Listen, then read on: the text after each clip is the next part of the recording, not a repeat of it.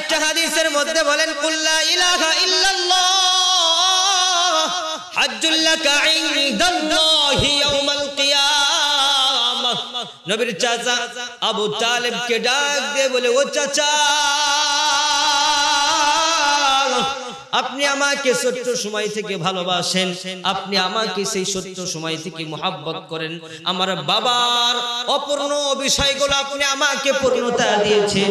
ও চাচা গো, আপনি এখন মৃত্যু সজ্জায় আছেন, আপনি এখন মারা যাবেন।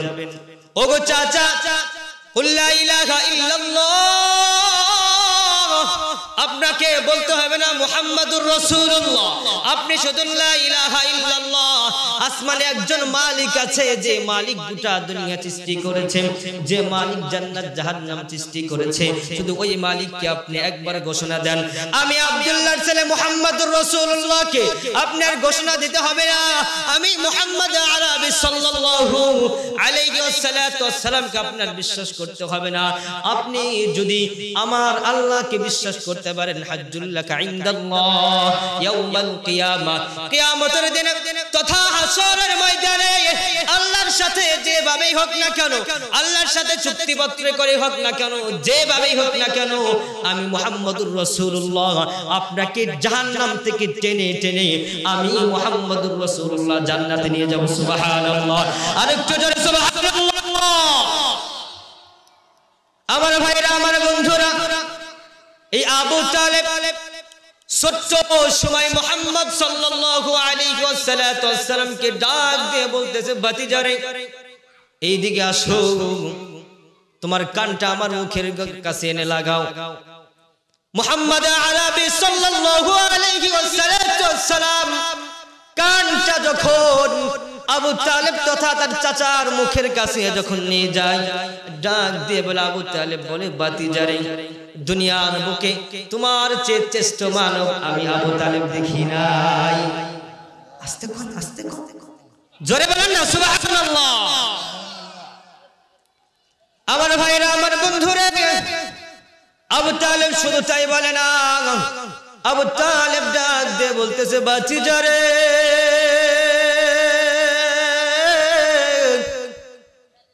আমি আবু তালেব বিশ্বাস করি, আমি আবু তালেব নিজেও মানি, দুনিয়ার বুকে আর কখনো কোনো পয়গম্বর আসবে না, দুনিয়ার বুকে তুমি আখেরি পয়গম্বর, তুমি সত্য পয়গম্বর মুহাম্মদ রাসূলুল্লাহ, তোমার চেয়ে আর আসল পয়গম্বর, তোমার চেয়ে আর মহামানব পৃথিবীর বুকে আর কেউ আসবে না। সুবহানাল্লাহ। এই কথা কে ঘোষণা দিও? মুসলমানের সন্তান না কাফেরের সন্তান? কথা বলেন না কেন? কাফেরের সন্তান যদি মুহাম্মদুর রাসূলুল্লাহকে সত্য ঘোষণা দেয়, বাংলার জমিনে এখনো মুসলমানের ঘরে সন্তান হয়ে কাদিয়ানীদের সাথে হাত মিলিয়ে, রদের সাথে হাত মিলিয়ে আমার নবীর ইজ্জত নিয়ে কটূক্তি করে, আমার নবীর কোরআন নিয়ে কটূক্তি করে, সেই দিন কুমিল্লার মধ্যে আমার নবীর কোরআন নিয়ে, আমার কোরআন নিয়ে, আমার সংবিধান নিয়ে মূর্তির পায়ের মধ্যে রেখে আমার ইসলাম ধর্মকে অবমাননা করা হলো। যে সমস্ত মানুষ স্লোগান দিয়েছে, মনে হবে ওই সমস্তই মানুষ ঈমানওয়ালা। কথা কোন ঠিক কিনা? আর যারা স্লোগান দেয় নাই, যারা কোরআনের পক্ষে গান গায় নাই, যারা কোরআনের পক্ষে কোনো কথা বলে নাই, ওরা গাদ্দার, ওরা মুনাফিক। কথা কোন না কেন? ওদেরকে দেশ থেকে তাড়াতে হবে। কথা কন না কেন? এই জন্যই তো বলেছে, পালা রে পালা, জলদি পালা, নইলে তোদের গলে চলবে তালা।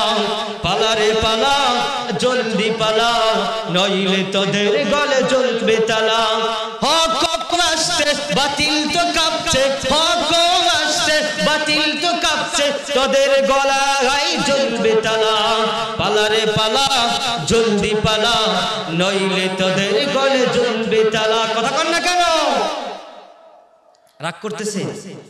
কোরআনের কথা, কোরআন নিয়ে, আমার সংবিধান নিয়ে, যেই কোরআন আমাকে দুনিয়ার সমস্ত ফাসাদ থেকে ঝামেলা করে মুক্ত করে দিয়ে আমাকে জান্নাতে নেবে, এই কোরআনকে নিয়ে যদি কেউ অবমাননা করে, এই কোরআনের সম্মানের মধ্যে যদি কেউ কটূক্তি করে, এই কোরআনের ইজ্জতের মধ্যে যদি কেউ আঘাত দেয়, ওকে ঈমান থাকা অবস্থায় আমরা মুসলমান আসার মনে। কথা ঠিক কি না? কে কে রাজি আছে আল্লাহকে দুহাত তুলে দেখায়। নারায়ে তাকবীর, আরো জোরে নারায়ে তাকবীর।